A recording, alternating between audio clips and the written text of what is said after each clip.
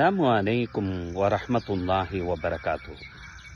அல் குர்ஆன் ஷரீஃப் சூரத்துல் பக்கரா 254வது வசனத்தில் இறைவன் இவ்வாறு சொல்வான், யா அய்யுஹல்லதீன ஆமனு, இறை விசுவாசிகளை, அன்ஃபிகு மிம்மா ரஸக்னாக்கும், இறைவன் உங்களுக்கு அளித்திருக்கக்கூடிய உடல் ஆரோக்கியம், உடல் தாக்கத்து, பொருளாதாரம், அறிவுச் செல்வம், இவைகளில் இருந்து நீங்கள் நல்லவைகளிலே இவைகளை நீங்கள் செலவழித்துக் கொள்ளுங்கள்.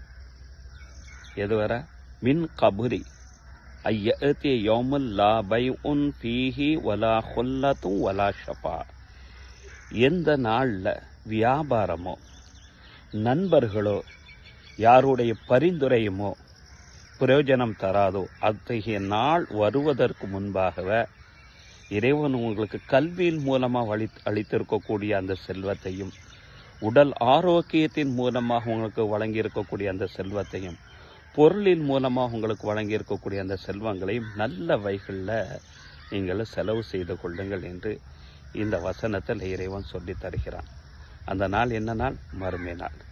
கியாமத்து நாளில் இறைவன் யார் யார்களுக்கு அனுமதி தர்றானோ அப்படிப்பட்ட அந்த நபர்களை தவிர வேறு யாரும் எந்த சூழ்நிலையிலும் எந்த செல்வமும் எந்த கல்வியும் எந்த ஒரு அமலும் பலன் தராது என்பது இந்த வசனத்தினுடைய முக்கிய கருத்தாகும்.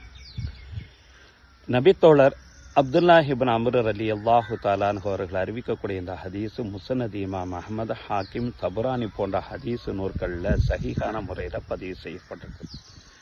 அஸ்ஸியாம், நாம் நோக்கக்கூடிய அந்த நோன்பு, வல் குர்ஆன், நாம் ஓதக்கூடிய அந்த குர்ஆன், யஷ்பி ஆனிலில் அபதி யௌமல் கியாமா, மறுமை நாளில் தன்னுடையவர்களுக்காக வேண்டி அந்த இரண்டும் சிபாரிசு செய்யுமா நபி ஸல்லல்லாஹு அலைஹி வஸல்லம் சொல்கிறாங்க.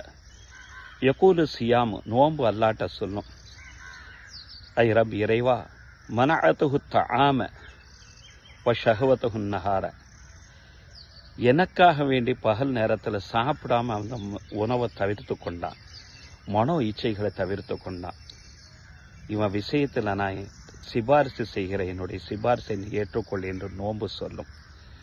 அதே மாதிரி குர்ஆன் சொல்லும், இரவு நேரங்கள் எல்லாம் தூக்கத்தை விழித்து எனக்காக வேண்டிய அந்த தூக்கத்தை விழித்து என்ன குர்ஆன் ஓதினார்.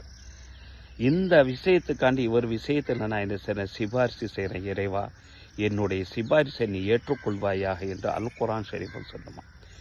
இருவருடைய சிபாரிசையும் அல்லாஹு தஆலா ஏற்றுக்கொள்வான் என்றார்கள் நபிகள் நாயகம் ஸல்லல்லாஹு அலைஹி வஸல்லம் அவர்கள். அப்படிப்பட்ட உன்னதமான இந்த ரமலானுடைய மாதத்தில் நோன்பையும் சிறப்பாக கடைபிடிப்போம். அல் குர்ஆன் ஷரீஃபையும் அதிகமாக ஓதி பலன் பெறும். இன்ஷா அல்லாஹ் மறுமையில் அதுவே சிபாரிசாக அமையும்.